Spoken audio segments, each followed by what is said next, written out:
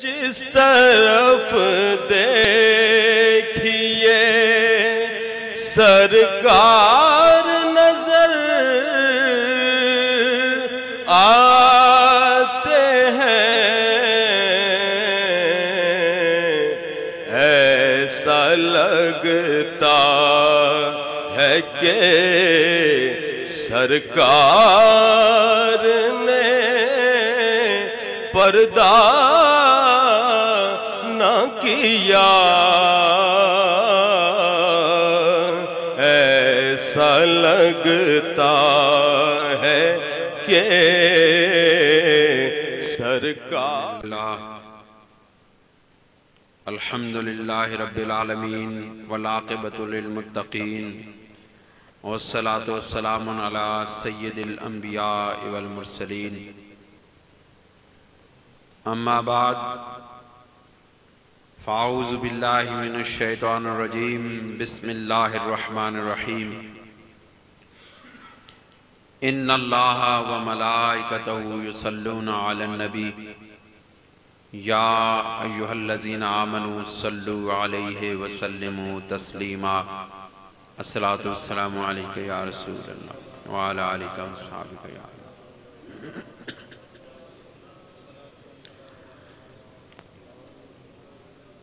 نہایت محترم بزرگوں اور دوستوں، آج میں قرآن مجید کی جس سورہ مبارکہ کی چند آیات کو آپ کے سامنے رکھنا چاہتا ہوں،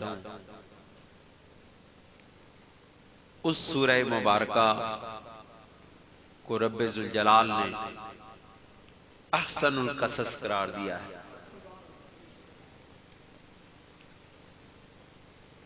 اس سورہ مبارکہ میں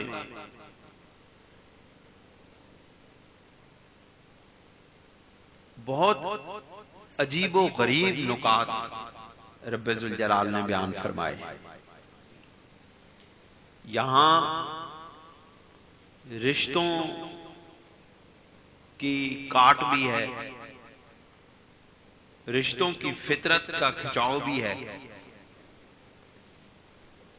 قید بھی ہے، صحبتیں بھی ہیں، بادشاہت بھی ہے،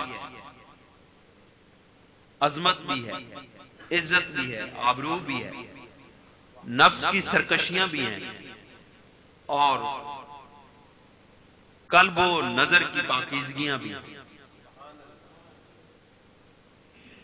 حسن کلام بھی ہے، فصاحت و بلاغت کا عروج بھی ہے، صوت و آہنگ کے نغمے بھی ہیں، محبت بھی ہے، نفرت بھی ہے، عشق بھی ہے،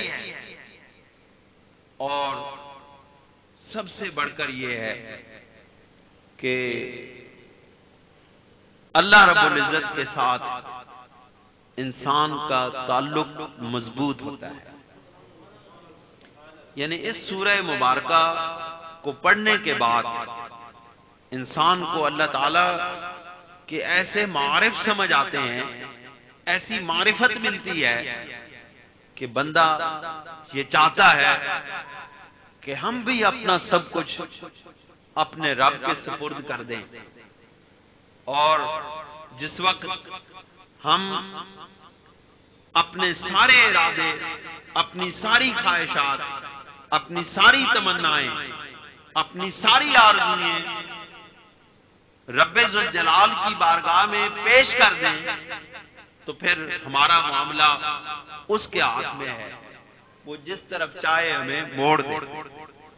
میرے آقا علیہ السلام نے ارشاد فرمایا کہ بندہ مومن کا قلب رب ذوالجلال کی ان دو انگلیوں میں ہے، وہ جس طرف چاہتا ہے اس کو پھیر دیتا ہے۔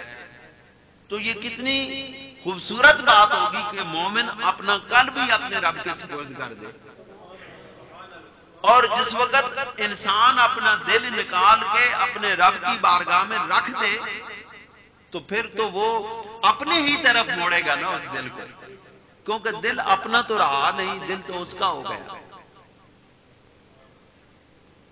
رب ذوالجلال نے ارشاد فرمایا بسم اللہ الرحمن الرحیم الف لام را، یہ حروف مقطعات ہیں. تمام مفسرین کرام نے ان کے بارے میں لکھا ہے کہ واللہ عالم ورسولہ،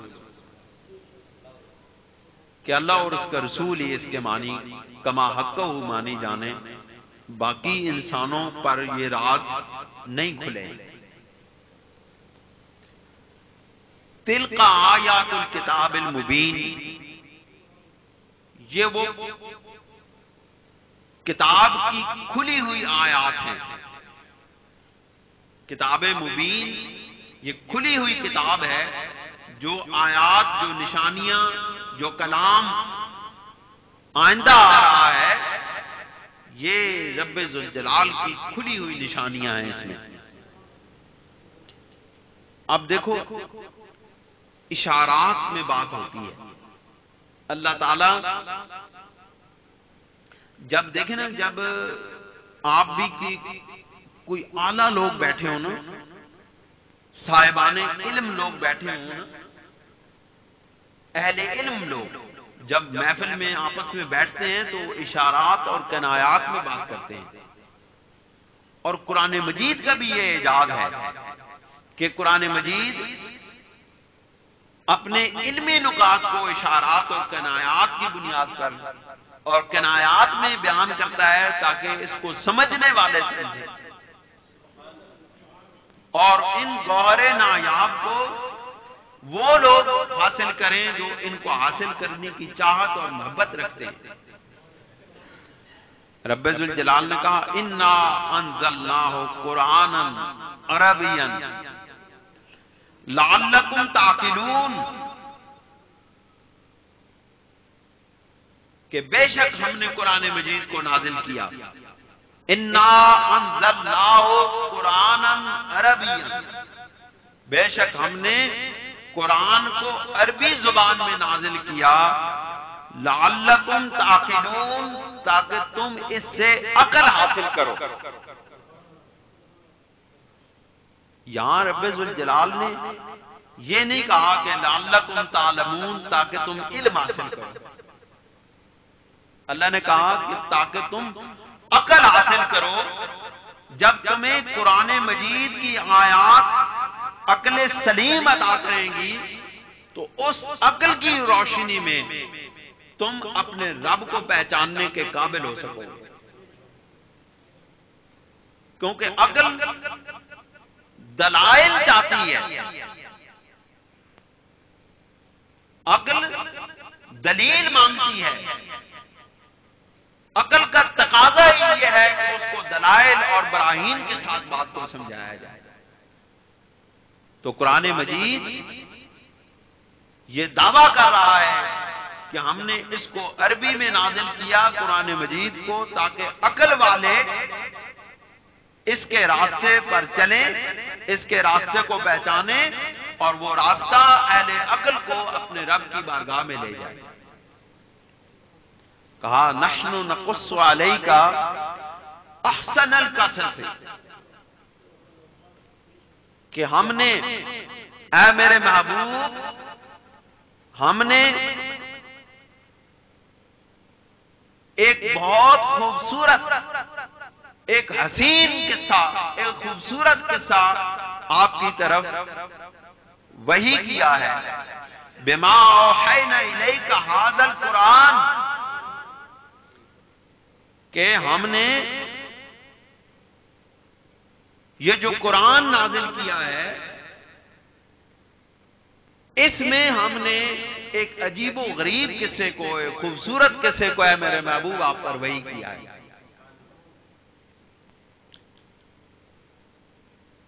اب بات یہ ہے کہ یہ داستان، اس کو داستان یوسف نہیں کہنا چاہیے. لوگ کہتے ہیں کہ یہ داستان یوسف ہے. بھائی داستان کا لفظ جو ہے یہ دنیا کے حوالوں سے ہے. رب ذوالجلال نے اس کو احسن القصص کہا ہے. کہ یہ جتنے بھی دنیا کے اندر کوئی واقعات رونما ہوئے ہیں، ان میں سب سے عجیب و غریب اور خوبصورت قصہ حضرت یوسف علیہ السلام کا ہے۔